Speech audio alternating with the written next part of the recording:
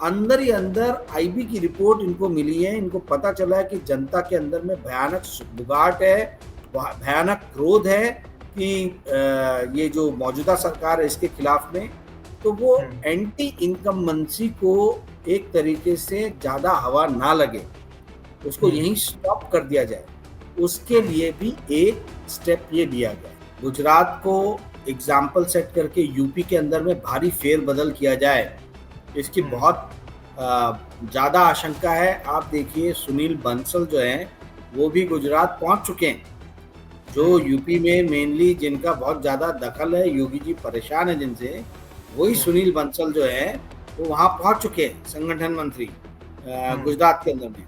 तो होने के लिए कुछ भी हो सकता है। नमस्कार दोस्तों, कैसे हैं आप लोग? उम्मीद है आप सभी अच्छे होंगे। काफी दिन बाद राजीव रंजन जी, वरिष्ठ पत्रकार, हमारे साथ जुड़े हैं। बहुत बहुत स्वागत है सर आपका। सबसे पहले तो आप ठीक हैं, ये हमारे दर्शक जानना चाह रहे हैं। थैंक यू हिमांशु जी, मैं अब ठीक हूँ, स्वस्थ हूँ, और बहुत ही पेशेंटली आप लोगों ने मेरा 2 हफ्ते इंतजार किया, इसके लिए मैं आप सभी का शुक्रगुजार हूँ। Thank you Himanshu, thanks a lot मुझे फिर से बुलाने के लिए। जी, सर का चैनल भी है करंट अनप्लग बाय राजीव, आप देख सकते हैं, विजिट कर सकते हैं। सर हम ये जानना चाहते हैं आज कि अचानक ऐसा क्या हो गया कि पूरी गुजरात लॉबी को ही हटा दिया गया। मुख्यमंत्री बाहर थे और इस बीच पूरे मंत्रिमंडल ने इस्तीफा दे दिया। अब अमित शाह भागे भागे रात में जा रहे हैं और मुख्यमंत्री जा रहे हैं। मतलब हो क्या रहा है? अचानक से ऐसा क्या हो गया? मतलब इतना बड़ा फेरबदल इतिहास में पहली बार, मैं तो नहीं जानता। अगर आप जानते हो तो प्रकाश डालिए सर। देखिए क्या है, ये मोदी काल में नाटकीयता जो है ना, ये इसकी बहुत अहम भूमिका है। सब रंगमंच के किरदार जो हैं, ये जितने भी हैं राजनीतिक पॉलिटिकल लोग इनके आजू बाजू में, ये सब एक रंगमंच के किरदार है, आप वही मान के चलिए। तो जो भी बीजेपी में डिसीजन होता है, इस गलत फहमी में किसी को नहीं रहना चाहिए कि वो बहुत ही कलेक्टिव वे में होता है। आज की डेट में एक आदमी के दिमाग से वो पूरा चल रहा है, और आधा दिमाग अमित शाह, डेढ़ लोग आप समझ लीजिए कि ये पूरा का पूरा बीजेपी जो है उसमें संचालन, जो भी काम हो रहा है, संचालन हो रहा है, वो यही डेढ़ दिमाग के लोगों की जो है वो कवायद है। तो हर चीज में एक नाटकीयता लाना जरूरी है। अब सीएम बॉम्बे में गया है और यहाँ पूरे मंत्रिमंडल को बोल रहे हो इस्तीफा दो, क्या जरूरत है? आ जाते उसकी बात करते, पर नहीं, नाटकीयता का रंग होना बहुत जरूरी है। तो ये जब तक आप नाटकीय रंग नहीं डालोगे तो उसका उतना बड़ा न्यूज वैल्यू, न्यूज सेंस नहीं रहेगा। अब ये करके ये दिखाना चाह रहे हैं, पूरे न्यूज में आएगा कि देखिए नरेंद्र मोदी जी को पता चला कि जनता के उम्मीदों पे जो अभी के मंत्री थे वो खरे नहीं उतर रहे थे, इसलिए जनता की उम्मीदों पे खरा उतरने के लिए जो है ये अब नए लोगों के हाथ में सत्ता की बागडोर सौंपेंगे और पुराने लोगों को टाटा बाय बाय किया। तो इसमें किसका इमेज जो है वो बना? नरेंद्र मोदी का। तो हर कार्य जो बीजेपी में होता है, इसके पीछे में एक ही मेन ऑब्जेक्टिव रहता है कि किस तरीके से नरेंद्र मोदी के इमेज को हम बढ़ाएं। ये आपका एकदम सही कहना है कि मंत्रिमंडल को रातों रात इस्तीफा देने के लिए लगाना, इसके पीछे कुछ ना कुछ अहम कार्य तो जरूर रहा होगा, इमेज प्रोजेक्शन के अलावा नरेंद्र मोदी के। तो बिल्कुल सही बात है। देखिए गुजरात विधानसभा की संख्या है 182, तो एज पर लॉ 27 मंत्री हो सकते हैं गुजरात विधानसभा में, इंक्लूडिंग चीफ मिनिस्टर, यानी सीएम समेत 27 मिनिस्टर हो सकते हैं। पर इस कैबिनेट में पिछले 3 साल से जो 2022 से चल रही थी, उसमें कितने थे? उसमें 17 थे, सीएम को इंक्लूड करके 17 थे। 8 कैबिनेट मंत्री थे, 8 राज्य मंत्री थे, ठीक है। तो अब इसी दौरान 3 साल में आप देखिए कि कांग्रेस के भी कई सारे लोग जो हैं, जैसे मोड़वाड़िया जी हुए, यानी दिग्गज बड़े नेता जो हैं वो बीजेपी में गए हैं। तो और बीजेपी के अंदर ऑलरेडी बहुत सारे पुराने सीनियर लोग हैं जो बाजू दरकिनार किए गए हैं, नितिन पटेल, सौरभ पटेल, कहाँ है ये लोग? किसी को पता नहीं, ठीक है। तो अब क्या हो रहा है कि अंदर ही अंदर आईबी की रिपोर्ट इनको मिली है, इनको पता चला है कि जनता के अंदर में भयानक बुगाहट है, भयानक क्रोध है, कि ये जो मौजूदा सरकार है इसके खिलाफ में, तो वो एंटी इनकम्बेंसी को एक तरीके से ज़्यादा हवा ना लगे, उसको यहीं स्टॉप कर दिया जाए, उसके लिए भी एक स्टेप ये लिया गया है। सबसे अच्छा बड़ा सर, जो ये कहा जा रहा है, एक मिनट में फिनिश कर दूं, जी जी देखिए जी, गुजरात में सोने और चांदी का बहुत काम होता है, और जिस तरीके से सोने और चांदी के रेट भागे हैं, और थाईलैंड से जो चांदी आता था उसको उस पे इंपोर्ट बैन लगाया गया है, उससे बहुत सारे गुजरात के व्यापारी चिढ़े भी हैं। कल धनतेरस है, लोगों को चांदी मिल नहीं रहा है, लोग परेशान हैं, गुजरात में इसका बहुत ज्यादा काम होता है।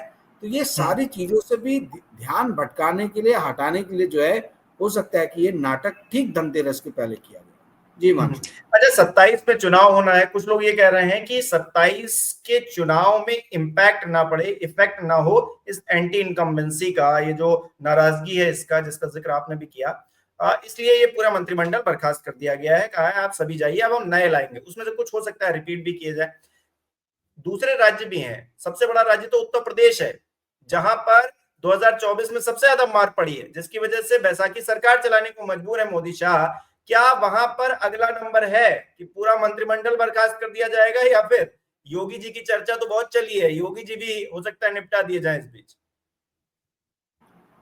देखिए, कुछ भी होने के लिए तो कुछ भी हो सकता है, ठीक है। योगी जी और मोदी जी के बीच में एक शीत युद्ध जो है वो काफी अरसे से चल रहा है, ये आपको भी पता है, इस पे हमने बहुत सारे प्रोग्राम्स भी किए, ठीक है। तो ये हो सकता है, इसमें कोई दो राय नहीं है। गुजरात को एग्जाम्पल सेट करके यूपी के अंदर में भारी फेरबदल किया जाए, इसकी बहुत ज़्यादा आशंका है। आप देखिए सुनील बंसल जो हैं वो भी गुजरात पहुंच चुके हैं, जो यूपी में मेनली जिनका बहुत ज़्यादा दखल है, योगी जी परेशान है जिनसे, वही सुनील बंसल जो है वो वहाँ पहुंच चुके हैं, संगठन मंत्री गुजरात के अंदर में। तो होने के लिए कुछ भी हो सकता है, परंतु सवाल ये उठता है कि यदि इस तरीके की कवायद ये करेंगे, तो जो बार बार कहा जा रहा था कि मोदी के बाद योगी, मोदी के बाद योगी, ये जो एक्सट्रीमिस्ट लोग जो बीजेपी के अंदर में बैठे हैं, उन लोगों को कैसे बीजेपी समझाएगी?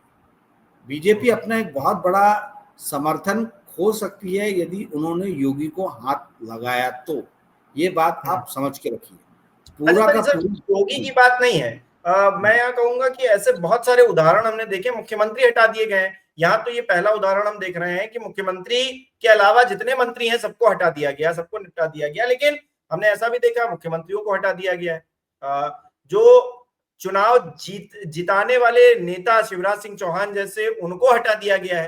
तो मोदी जी और शाह जी, इन दोनों की कुर्सी के अलावा बीजेपी में किसी की कुर्सी सुरक्षित नहीं है, ये सीधे तौर पर देखा जाता है। ऐसे में असमंजस की स्थिति तब पैदा हो गई है जब एसआईआर का मुद्दा जिस तरह से गरमाया है, जिस तरह से वोट चोरी का मुद्दा गरमाया है कि वोट चोरी हो रही है, तो लग रहा है कि वोट चोरी तो अब हो नहीं पा रही है या हो नहीं पाएगी आने वाले समय में, क्योंकि सारी पोल पट्टी खुल चुकी है। तो ऐसे में क्या है, सारी एंटी इनकम्बेंसी या फिर जो जो गलत गलत फैक्ट्स हैं वो हटाए जाए और चुनाव में सीधे तौर पर जाया जाए और वोट मांगे जाए। ये तो आप सही बोल रहे हो कि भाई एसआईआर जो है उसके द्वारा वोट चोरी वाला मामला जो है बहुत तूल पकड़ लिया, ठीक है। अब पूरे भारत में जितने भी विपक्षी पार्टियां हैं वो इसको और कितना ज्यादा हवा देते हैं, तूल देते हैं, उस पर डिपेंड करता है कि बाकी स्टेट्स में उसका क्या इम्पैक्ट होगा। बिहार में तो हो गया है, पर अब गुजरात में क्या कांग्रेस, या आप देखिए जो वहाँ विपक्षी पार्टी थी वैसे कांग्रेस ही माना जाएगा, हालांकि आम आदमी पार्टी ने भी बहुत वहाँ अच्छा किया था। यहाँ तक कि रिसेंट जो इलेक्शन हुआ था वहाँ पे गोपाल इटालिया जो इनके एमएलए, मतलब एमएलए चुन के आए, जहाँ पर पूरी की पूरी भाजपा की कैबिनेट जो है आम आदमी पार्टी के कैंडिडेट को हराने के लिए सड़कों पे उतर गई थी, तो भी गोपाल इटालिया ने वो बड़े विसावड़ा, जहाँ तक मुझे याद आ रहा है सीट थी वो, तो बड़े ही कंफर्टेबली उस सीट को जीता उन्होंने। तो ये शो करता है कि भाई इनका मतलब सपोर्ट जो है बीजेपी का वो बहुत सारी जगहों से गायब भी हो रहा है। ये डर तो इनके मन में है, पूरी की पूरी कैबिनेट उतरने के बाद भी यदि आम आदमी पार्टी सीट जीत जा रही है। देखिए एक आम आदमी पार्टी जो है ये बड़े ही योद्धा लोगों की पार्टी है, ये आंदोलनों से निकली हुई पार्टी है, योद्धा लोगों से भरी पार्टी है। तो भाजपा को जो है आज की डेट में आम आदमी पार्टी से बहुत चिंता है, बहुत घबराए और डरे रहते हैं। आप देखिए आम आदमी पार्टी के ही लीडर्स जेल में गए हैं, कांग्रेस के नहीं गए हैं। पर सवाल ये है कि गुजरात के अंदर में क्या कांग्रेस और आम आदमी पार्टी हाथ मिलाते हैं? यदि कांग्रेस और आम आदमी पार्टी ने गुजरात में हाथ मिलाया तो मैं आज आपको बता रहा हूं कि इनकी रातों की नींद भाजपा की खराब हो जाएगी, नींद उड़ जाएगी। परंतु प्रॉब्लम यह है कि आम आदमी पार्टी के जो शीर्ष पे बैठे लोग हैं उनको ये समझ में नहीं आता कि भाई देखो, आपको अपनी ताकत पहचानना जरूरी है। अब आपकी ताकत है 10 एमएलए चुना के लाने की, और आप बोलोगे नहीं हम पूरे 180 सीट पे लड़ेंगे। बिहार में आपकी अगर ताकत है 2 सीट जीतने की, आप बोलोगे नहीं मैं पूरे 243 सीट पे लड़ूंगा और ये करूंगा। तो इससे क्या हो रहा है, आप खुद भी कुछ नहीं कर पा रहे हो और आप बाकियों का भी जो है आप जो वोट मिलने वाले वो वोट खराब कर रहे हो। आप देखिए कल बिहार में कितनी बड़ी घटना हुई, दैनिक भास्कर ने कितना बड़ा इन्वेस्टिगेटिव ये निकाला कि आम आदमी पार्टी वहां पे जो वहां के कुछ नेता थे बिहार के, वो टिकटें बेच रहे थे आम आदमी पार्टी की। तो आम आदमी पार्टी एक आंदोलन से निकली पार्टी है, उसकी इमेज खराब करने के लिए बहुत सारे लोग पार्टी के अंदर घुस गए हैं। अब वो जो मनोज यादव करके जो भी है निकाल दिया गया उसको आम आदमी पार्टी से, जो भी है, बट पार्टी को तो डैमेज पहुंच गया। इसका नेशनल मीडिया में बहुत ज्यादा कवरेज मिला नहीं है, परंतु आम आदमी पार्टी को एक बहुत बड़ा धक्का, उसकी इमेज को एक बहुत बड़ा डैमेज जो है, ये जो वहां का स्पोक पर्सन था बिहार का आम आदमी पार्टी का मनोज यादव, उसने वो धक्का पहुंचा ही दिया। जो अब वहां के जो राज्य अध्यक्ष है राकेश यादव, उनपे भी मांग हो रही है कि कार्रवाई हो। तो आप इस तरीके से पैसे दे के आप बोलोगे कि हम सारी 243 सीटें लड़ेंगे, फिर उसमें से आप 25-50 सीटों को बेचोगे, हर सीट पे 25-50 लाख रुपए कलेक्ट करोगे, तो ये इससे क्या हो रहा है, पूरी पार्टी का इमेज खराब हो रहा है। तो अभी बहुत जरूरी है आम आदमी पार्टी को कि वो अपनी ताकत, अपनी शक्ति को पहचाने और वो कांग्रेस के साथ में हाथ मिलाए, जहां वो कांग्रेस और आम आदमी पार्टी दोनों अपोजिशन में है। मैं समझ सकता हूं कि पंजाब में आप हाथ नहीं मिला सकते क्योंकि आप ही लड़ने वाले मेन हो, या दिल्ली में नहीं मिला सकते थे, पर गुजरात में तो आप हाथ मिला सकते हो ना। तो यदि आज गुजरात में आम आदमी पार्टी और कांग्रेस मिल के काम करना शुरू कर दें तो भारतीय जनता पार्टी की रातों की नींद हराम हो जाएगी। और बिहार में जैसे राष्ट्रीय जनता दल और कांग्रेस ने मिलकर एसआईआर के मुद्दे को गरमाया था, वैसी आम आदमी पार्टी और कांग्रेस मिलकर एसआईआर के मुद्दे को गुजरात में अभी से गरमा सकती है। जी मंच।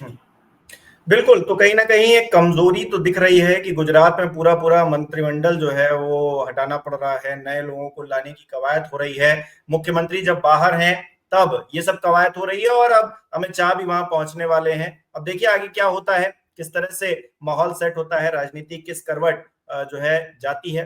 आपको क्या लगता है, अपनी राय हमें जरूर बताएं, शेयर करें। और बहुत बहुत शुक्रिया आप सभी लोगों का हमारे साथ जुड़ने के लिए। अगर हमारे चैनल को सब्सक्राइब नहीं किया तो वो भी जरूर कीजिएगा।